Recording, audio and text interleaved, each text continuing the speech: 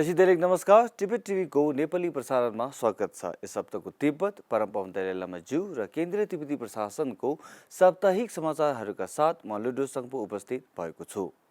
सुरु गरौँ यस सप्ताहका प्रमुख समाचारहरू संक्षेपमा। परम पावन दलाई लामा ज्यूद्वारा अवलोकितेश्वर सशक्तिकरण प्रदान। चीनले कैदमा परेका तिब्बती भिक्षुलाई परिवारसँग भेट्नुबाट प्रतिबन्ध। सिक्योङद्वारा धर्मशालामा कार्यक्रमहरूको श्रृङ्खलामा सहभागिता। संयुक्त राष्ट्र विज्ञ र सदस्य राष्ट्रहरूले तिब्बतमा मानवाधिकार उल्लङ्घनलाई सम्बोधन गर्न चीनलाई आग्रह। प्रतिनिधि ग्याङखाङले तिब्बत हित समूहका अध्यक्षसँग भेट। तिब्बती दूतावास कार्यालय डीसीद्वारा राष्ट्रको वार्षिक रोल कल माल्यार्पण समारोहमा सहभागिता। अब समाचार विस्तारमा।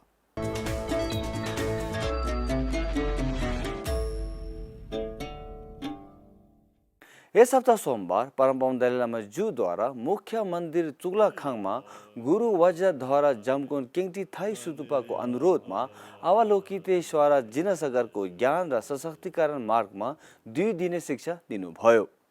अध्यापनको क्रममा परम पावन दलाई लामा ज्यूले यदि तिब्बतमा रहनु भएको भए संसारका सबै क्षेत्रका सबै प्रकारका मानिसहरूलाई भेट्नु र संसारको बारेमा उनीहरूबाट सिकेका आफ्नो बुझाइलाई गहिरो र विस्तार गर्न सक्षम हुनुहुने थिएन भन्नुभयो। यस हप्ता बुधबार धर्मशालाको खङचेन किसोङमा रहेका केन्द्रीय तिब्बती प्रशासनको तिब्बत सङ्ग्रहालयलाई थाई सुतुपाद्वारा भ्रमण गरी आशीर्वाद दिनुभयो।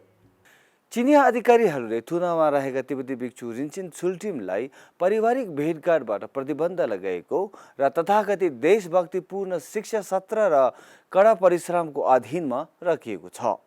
स्रोतका अनुसार रिन्चेन छुल्टिमलाई आफ्नो परिवारसँग 10 मिनेटको टेलिफोन कुराकानी गर्न अनुमति दिएको थियो र उनको परिवारसँग भेट्नको लागि उनको अनुरोधलाई आजै अस्वीकार गरेको छ।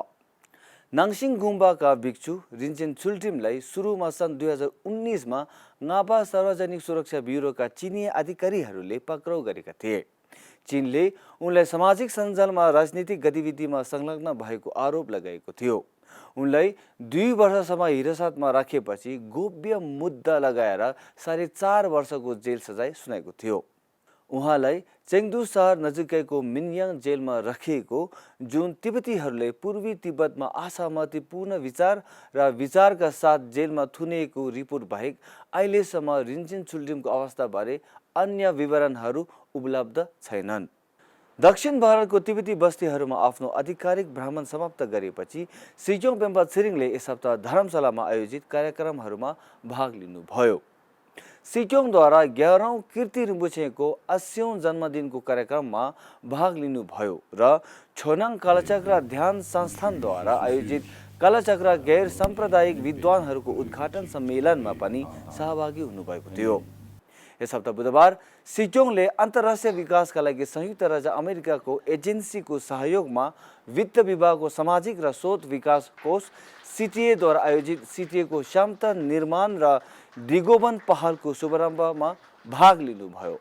सिक्योङ पेम्पा छिरिङ र परम पावन दलाई लामा ज्यूका नयाँ सम्पर्क अधिकारी दीपक पद्म कुमारलाई तिब्बती कला प्रदर्शनी संस्थानको स्थापना दिवसको अवसरमा वार्षिक समर फेस्टिभल र संस्कृति प्रतियोगिता यार्कीमा प्रमुख र विशेष अतिथिको रूपमा आमन्त्रित गर्नुभएको थियो।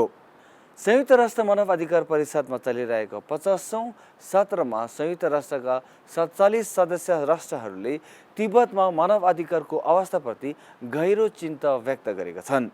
यस हप्ता मङ्गलबार उच्च आयुक्तको वार्षिक प्रतिवेदनमा अन्तर्क्रियात्मक संवादको क्रममा 47 सदस्य राष्ट्रहरूले तर्फबाट चीनलाई तिब्बत, पूर्वी तुर्किस्तान र हङकङ क्षेत्रमा मानव अधिकारको व्यवस्थित उल्लङ्घनलाई उजागर गर्दै एक अन्तर्देशीय संयुक्त वक्तव्य प्रस्तुत गर्नुभयो। संयुक्त राष्ट्रसङ्घका 40 भन्दा बढी विज्ञहरूको समूहले संयुक्त राष्ट्रसङ्घ मानव अधिकार परिषदको 50औं अधिवेशन अघि जारी गरिएको संयुक्त प्रेस विज्ञप्तिमा चीनलाई विशिष्ट र व्यवस्थित मानव अधिकार उल्लङ्घनलाई सम्बोधन गर्न आह्वान गरेको छ र चीनलाई स्वतन्त्रता विशेषज्ञहरूलाई अवरोध पहुँच प्रदान गर्न आग्रह गरेको छ।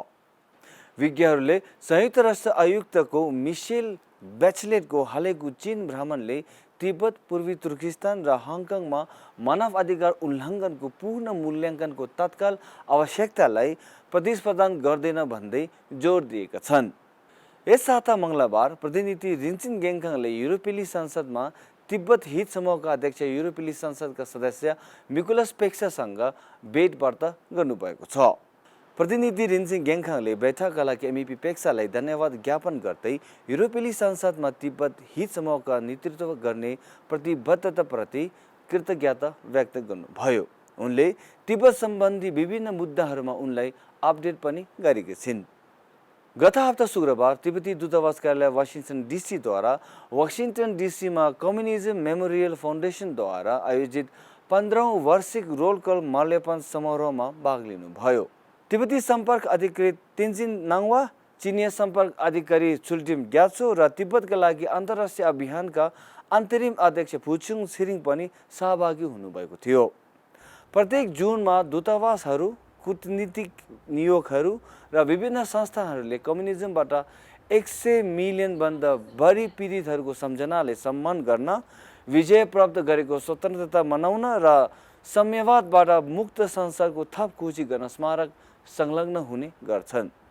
तिब्बती कार्यालय र तिब्बतको अन्तर्राष्ट्रिय अभियानले रोल कलमा चिनिया कम्युनिस्ट पार्टीबाट तिब्बती पीडितहरूको सम्झनामा माल्यार्पण गरेको छ। हस्त आजको लागि नेपाली साप्ताहिक समाचार यति नै। अर्को हप्ता फेरि भेटौँला। नमस्ते।